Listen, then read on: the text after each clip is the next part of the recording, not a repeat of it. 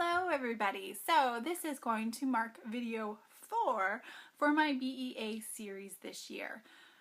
This video is going to be about Javits. What to pack when you're there, what to do when you're there, where you can eat when you're there, how to get there, all that stuff. Great stuff. We'll try and condense it into under 10 minutes, okay? Okay. Like before, all the videos from before in this series and from my other BEA series, BEA videos from my other channel are linked down below, so feel free to check them out. So if you've never been before, getting to Javits is pretty easy. If you're taking the subway, you get off at Penn Station and you walk down the hill. That's down the hill, towards the water, towards the New Yorker, if that helps as a landmark. Away from Target. Yeah. If you're taking a cab, just tell the cab driver. I'm sure they'll know how to get there. If not, they're probably not much of a cab driver. And if you're staying at a hotel or you're able to catch one of the BEA hotel buses, you're set because you're just going to get there. If you are walking, especially from Penn Station or Port Authority, which is relatively close as well, it's going to be a couple blocks, but it's nothing too strenuous. And there's the BEA bus that should be able to take you most places, whether it's Port Authority or Penn Station afterwards, so you don't have to lug all your books back uphill after. Now, when you're packing what to bring to BEA, specifically to Javits, that's a little different. Item one that you definitely want to bring is a 2-shoulder backpack. I know, it is very grade school, but trust me, it is so much better than the 1-shoulders or the totes. I mean, yeah, you're going to save your back a lot if you're able to evenly distribute the weight of your books with you. Try and bring the following because it will make your life a lot more pleasurable while you're waiting in lines. First, you want to make sure you bring a bottle of water or an empty water bottle. I am positive there are water fountains in Javits that you can fill a water bottle from. You don't want to get dehydrated. Dehydration is not fun, and keeping hydrated is a good thing. And that's where line buddies come in. If you have a line buddy, they can hold your place while you go pee because you're going to be drinking so much water. Item 2 that you want to bring is snacks. Now, I know there are going to be people there with peanut allergies. And in an ideal world, we wouldn't necessarily have to worry about it. But if you want to worry about it, I suggest you do. I know it's kind of strange. But just be wary when packing stuff with nuts, simply because there are people with allergies. Although that can be said for a lot of other food products, so you know what I mean. But pack basic, granola bars, fruit roll-ups, pack like bags of apple slices. I don't know, but easy food that's not going to squish, and if it does squish, you can still eat it, and isn't going to go bad while in your bag without refrigeration all day. Yeah, egg salad sandwiches might not be a good idea. Item 3 you want to pack is either gum or mints, and this is for everyone around you, not just you. So, since we are all going to be in close proximity, and you are going to be meeting authors who you have like huge author crushes on and are really excited to meet, you don't want to have the stank breath when you are face to face with them. Right? Right. So, mints are good. Gum is good. Fresh breath is good. Personally, I'm probably going to be packing some of those like one-use disposable toothbrushes that you like bite into and you don't have to spit and you can just like swallow the stuff. Yeah. And last but not least, you of course want to bring a copy of not only your badge number for your badge when you actually get there, but a copy of your schedule. This year, the app is pretty awesome for iPhone. It sucks for the iPad. Just saying. But I don't know how it is for Android and such. But the app does make it where you can actually carry your schedule around with you. I don't know if it necessarily needs data or Wi-Fi to connect to the actual schedule, because Wi-Fi is non-existent on the exhibit floor, and if you're Canadian like I am, might not necessarily have the data to access. But a paper copy of your schedule will never lead you astray. It's always a good thing. Speaking of your schedule, I highly suggest trying to schedule in times to actually eat.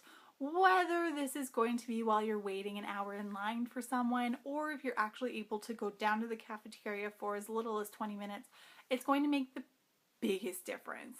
The first year I went, I think I only actually sat down and ate food maybe once. And I'm pretty sure it was their salad bar, and it was awesome. I would also suggest before you actually leave or get to Javits, or once you are at Javits, you eat a big breakfast. This, of course, is going to be easier to eat a big breakfast if you do it before you come there, since I think all that's open in the morning is really like the Starbucks, and the line is huge. But it's going to help in the long run. Now, as far as food goes at Javits, so as a Canadian, I don't know if it's just us, but I've had conversations with fellow Canadians about this. I don't find the food that expensive, and I don't find it bad. I don't know, some people do, but I would rather pay $8 for an amazing salad at the Javits salad bar, and oh my god, their salad, versus paying $8 at Wendy's for a piece of shit salad that's all the hard bits of like iceberg lettuce. See how one is better than the other? The great thing too is that Javits also has like fresh food markets where you can get fresh hot pasta and all that stuff. Their burgers are really good. Be warned though, there are some food places at Javits that are like cafeteria style. You pick out your food. At the end they weigh it, and the weight can be really expensive when translated to like what you're paying for your food. So just keep that in mind. But all in all, I mean, at least for Canadian prices, food is comparable, and I've never had a problem with it. I mean, like I said, the salad bar is fucking awesome. Also with the schedule, I know it may seem kind of weird, but schedule in pockets of time where if you have to, you can hit the washroom. Especially if you're able to go downstairs to where the washrooms are bigger as opposed to upstairs on the floor where the washrooms are relatively small and the lines are pretty long for them. It won't be a bad thing. Another tip for scheduling anyways, and for when you're actually at BEA, is really sticking and like making sure that you do the stuff you really want to do, and everything else can kind of happen as it happens. Fits in with the whole flexibility thing. For example, I need to meet Stanley. Like, that is end of Friday. I have like 2 hours scheduled where this can happen. And I'm pretty sure it's a ticketed event. I plan on getting to Javits before the ticket booth opens, so I am guaranteed a ticket because it's Stanley. But with other things, I think I have maybe like 5 or 6 books that I absolutely need to get while at BEA. Everything else, not a big deal. It's awesome if it happens. It's okay if it doesn't. But those books are ones that I'm going to be focusing on. The last thing you want to sort of try and schedule into your schedule is time to actually walk around the exhibit floor. I know it seems kind of weird, but you're going to find a lot of stuff that isn't going to be online or in the book just by simply walking around, especially to the smaller vendors. And you might find stuff that you never knew was there and you're super interested in. Plus, it's a great way to meet other people. And it also gives you a good sense, especially if you do this on the first day, to really get the layout for stuff. Because trust me, if you need to run from like HarperCollins to Scholastic for a galley drop, you need to know the quickest way there. And you will figure this out by walking the floor and finding all the little shortcuts you can take. Oh, I also forgot. One more thing you definitely want to bring with you, if you can, it is not necessary, are your business cards. And pack them in your bag, whatever bag you bring. Because business cards are going to be an awesome way to get to meet people, make connections, remember those connections. I have the worst memory ever, and business cards really help. And I just got new ones printed and they're gorgeous.